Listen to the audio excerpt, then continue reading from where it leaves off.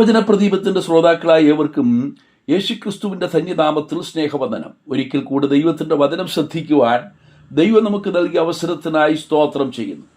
ദൈവകൃപയിൽ നിന്നും വീണുപോയ ശിംശോനെ കുറിച്ച് നാം കഴിഞ്ഞ ദിവസം ചിന്തിക്കുകയുണ്ടായി. ഇന്നും അനേകർ ദൈവകൃപയിൽ നിന്നും വീണുപോയിട്ടും പഴയ ശക്തിയും ആത്മബലവും ഉണ്ടെന്നുള്ള ധാരണയിൽ പ്രവർത്തിക്കുന്നവരുണ്ട്. ദൈവത്തോട് പറ്റി നിൽക്കുന്നവർക്ക് മാത്രമേ ആത്മശക്തിയിൽ മുന്നോട്ട് പോകുവാൻ കഴിയുകയുള്ളൂ. ജഡത്തിന്റെ ശക്തി കൊണ്ടും പണത്തിന്റെ സ്വാധീനം കൊണ്ടും പലതും നേടാൻ കഴിഞ്ഞുവെന്ന് വരാം. അങ്ങനെയുള്ളവർ ഇന്ന് ആത്മീയ ഗോളത്തിൽ ധാരാളമുണ്ട്. അതൊന്നും വിശദീകരിക്കുവാൻ ഞാൻ ആഗ്രഹിക്കുന്നില്ല.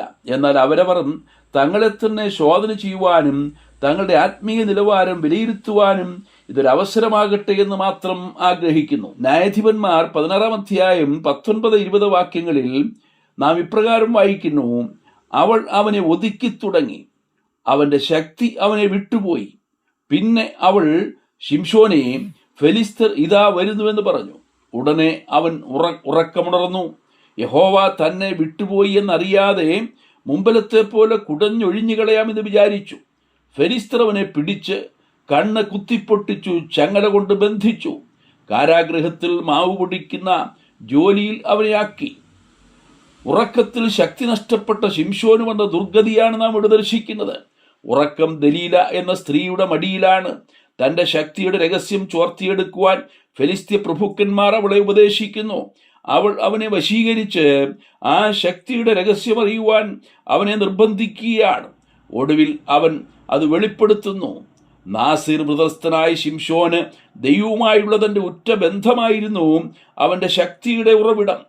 എന്നിട്ടും ആ ദൈവത്തെ മറന്ന് ലൗകിക സുഖങ്ങളുടെ മാസ്മര വലയത്തിൽപ്പെട്ട് ഉറങ്ങിപ്പോയ ശിംശോൻ തന്റെ ശക്തി ക്ഷയിച്ചു പോയത് അറിയാതെ മുമ്പിലത്തെ പോലെ കുടഞ്ഞൊഴിഞ്ഞു കളയുമെന്ന് ചിന്തിക്കുന്നു.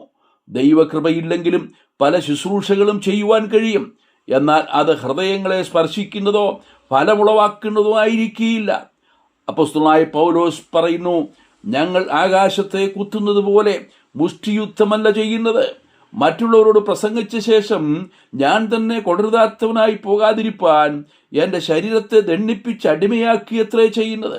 ദൈവിക ശുശ്രൂഷകൾ ചെയ്യുന്നവർ മറ്റുള്ളവരുടെ മുമ്പിൽ നല്ല സാക്ഷ്യം പുലർത്തുന്നവരല്ലെങ്കിൽ അവരുടെ ഉപദേശം സ്വീകരിക്കുവാൻ ജനങ്ങൾക്ക് താല്പര്യമുണ്ടാകുകയില്ല. അതുകൊണ്ടാണ് കർത്താവ് പരീശന്മാരുടെയും ശാസ്ത്രിമാരുടെയും പ്രവർത്തികൾ കണ്ടിട്ട് അവർ പറയുന്നത് പോലെ ചെയ്യുവീൻ, അവരുടെ പ്രവൃത്തി പോലെ ചെയ്യരുത് താനുമെന്ന് പറഞ്ഞത്. ഉപദേശവും പ്രവൃത്തിയും ഒരു പക്ഷിയുടെ ചിറകുകൾ പോലെ വളരെ പ്രാധാന്യമുള്ളതാണ്. ഒരു ചിറക് മാത്രമുള്ള പക്ഷിക്ക് പറന്നുയരുവാൻ കഴിയുകയില്ല. അതുപോലെ തന്നെയാണ് ഉപദേശം പോലെയുള്ള പ്രവൃത്തിയും. ഈ നാളുകൾ ലഹരിക്കെതിരെ പോരാടുവാൻ ധാരാളം ആളുകൾ മുന്നിട്ടിറങ്ങിയിട്ടുണ്ട്. എന്നാൽ അവർ തന്നെ ലഹരിക്കടിമകളാണ് എന്ന് പിന്നീട് മനസ്സിലാക്കുവാൻ കഴിയുന്നു. നാം ലോകമോഹങ്ങളിലും ജഡീക താല്പര്യങ്ങളിലും മതിമറന്ന് ഉറങ്ങുന്നവരാണെങ്കിൽ ദൈവാത്മാവ് നമ്മോട് പറയുന്നു: ഉറങ്ങുന്നവനെ, ഉണർന്ന് മരിച്ചവരുടെ നിന്ന് എഴുന്നേൽക്ക, എന്നാൽ ക്രിസ്തു നിന്റെ മേൽ പ്രകാശിക്കും. ലോകസ്നേഹം ദൈവത്തോട് ശത്രുത്വമാകുന്നു. ലോകത്തെ സ്നേഹിക്കുന്നവർക്ക് ദൈവത്തെ സ്നേഹിക്കുവാൻ കഴിയുന്നതല്ല. ലോകവും അതിൻ്റെ മോഹങ്ങളും ഒഴിഞ്ഞു പോകേണ്ടുവെന്നാൽ ദൈവേഷ്ടം ചെയ്യുന്നവൻ എന്നേക്കും ഇരിക്കും. ദൈവജനം ലോക സുഖങ്ങളിൽ മുഴുകി ഉറക്കം തുടങ്ങിയിട്ട് കാലങ്ങളായി. ആത്മീയ ബലവും കൃപയും നഷ്ടപ്പെട്ടതറിയാതെ ഇന്നും ധാരാളം പ്രവർത്തിക്കുന്നു. ശിംശോന്റെ കണ്ണ് കുത്തിപ്പൊട്ടിച്ചതുപോലെ ആത്മീയ ദർശനം നഷ്ടപ്പെട്ട ഒരു സമൂഹത്തിലാണ് നാം ജീവിക്കുന്നത്. പാപപാശത്താൽ ബന്ധിക്കപ്പെട്ടവർ വളരെയാണ്. ഇപ്പോൾ പ്രവർത്തിക്കുന്നത് ദൈവത്തിനു വേണ്ടിയല്ല, ഫെലിസ്തർക്ക് വേണ്ടി കാരാഗൃഹത്തിൽ മാവ് പൊടിക്കുകയാണ്. ശിംശോനുണ്ടായ പരാജയം എത്ര വലുതായിരുന്നു! പ്രിയരെ, ദൈവവുമായുള്ള ബന്ധത്തിൽ തുടരുന്നിടത്തോളം ദൈവം നമ്മോടുകൂടെ ഇരിക്കും. ദൈവശക്തി നമ്മെ പിന്തുടരും. ബലം നിന്നിലുള്ള മനുഷ്യൻ ഭാഗ്യവാൻ. ഇങ്ങനെയുള്ളൊരു മനസ്സിൽ സിയോനിലേക്കുള്ള പെരുവഴികളുണ്ട് എന്ന് തിരുവചനം പറയുന്നു. ദൈവത്തോട് അടുത്തിയല്ലുവീൻ, എന്നാൽ പിശാച് നമ്മെ വിട്ടോടിപ്പോകും. ദൈവശക്തി നഷ്ടപ്പെട്ടതറിയാതെ ശിംശോനെ പോലെ ഞാൻ കുടഞ്ഞൊഴിഞ്ഞു കളയുമെന്ന് ചിന്തിക്കുന്നുവെങ്കിൽ അത് വെറും വ്യാമോഹം മാത്രമാണ്.